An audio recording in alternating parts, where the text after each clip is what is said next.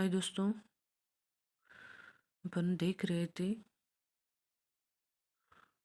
कबीर के जो गुरुदेव के अंग हैं वो पद। मैंने आपको 10 पदों की व्याख्या आपको बता दी है। तो आपका एक बार फिर से आपके अपने इस वीर ज्ञान चैनल पे स्वागत है।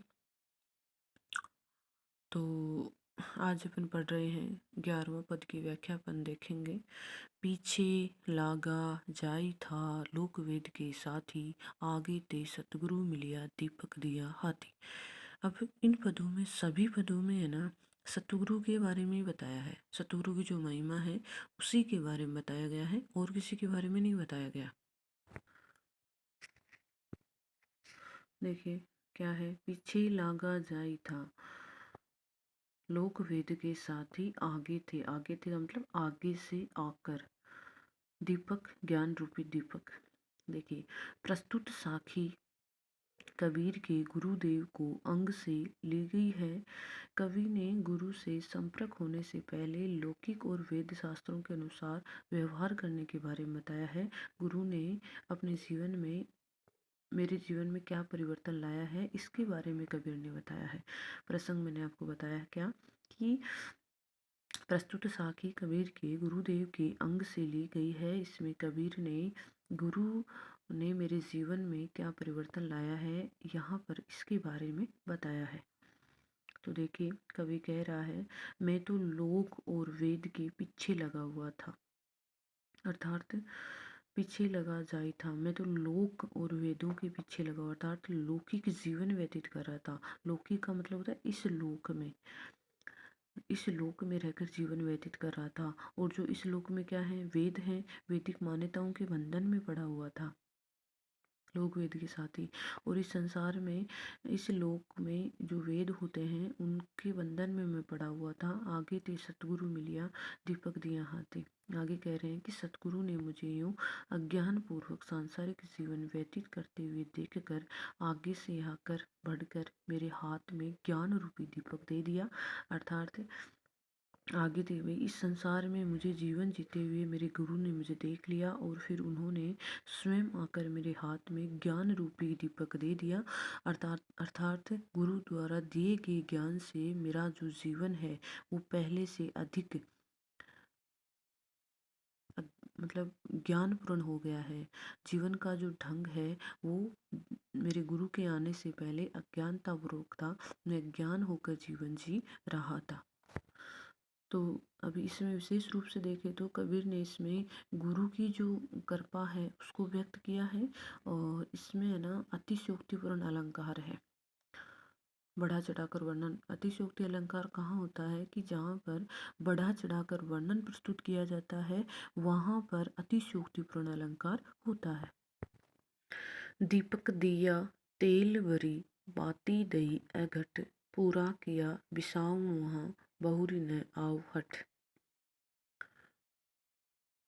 देखिए, दीपक दिया तेल भरी, बाती गई अघट। अघट का मतलब नए गठने वाली। पूरा किया बिसाहुना, बिसाहुना का मतलब है क्रय विक्रय करना, खरीदारी करना और बेचना। बहुरी का मतलब, फिर हट का मतलब है होता है हाट बाजार। बहुरी का मतलब है फिर, हट का मतलब हाट बाजार। देखिए, अगर इसका प्रसंग देखें अपन तो क्या है कि प्रस्तुत साखी कबीर के गुरुदेव के अंग से उद्धृत है। यहाँ पर कवि ने सांसारिक जीवन व्यतीत करने वाले शिष्य के जीवन में जिस प्रकार परिवर्तन ला दिया है उसी के बारे में यहाँ वर्णन किया गया है कि एक गुरु होता है ना, वो अपने शिष्य के जीवन में क्या परिवर्तन लेके आता है और क्या परिवर्तन नहीं लेके आता, उसके बारे में यहाँ बताया गया है।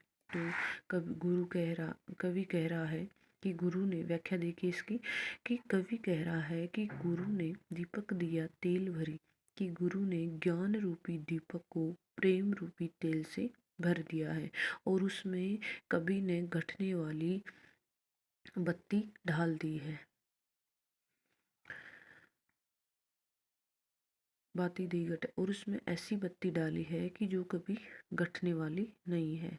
इस स्थिति में मैंने पूरा किया विसावना। इस संसार से जो भी मैंने क्रय विक्रय करना था वो सारा काम मैंने पूरा कर लिया उस दीपक के माध्यम से, ताकि मुझे इस संसार में बहुरी न अवगत कि दोबारा से इस संसार में नहीं आना पड़े।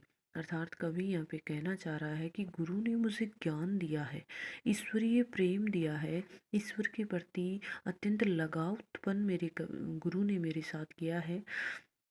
इससे मेरा जो दृष्टिकोण है लौकिक नहीं रहा।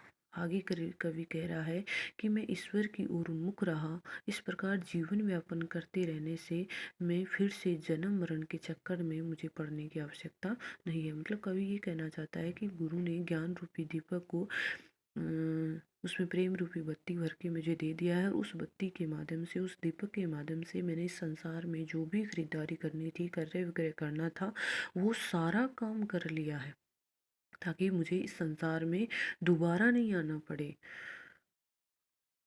देखिए, विशेष अगर देखा जाए तो इस पद में कवि ने गुरु की महत्ता को, कृपा को महत्व दिया है, आध्यात्मिक वर्णन किया है दीपक और बत्ती के माध्यम से। और इसमें देखिए अनुप्रास अलंकार है, अतिशयोक्तिपूर्ण अलंकार है,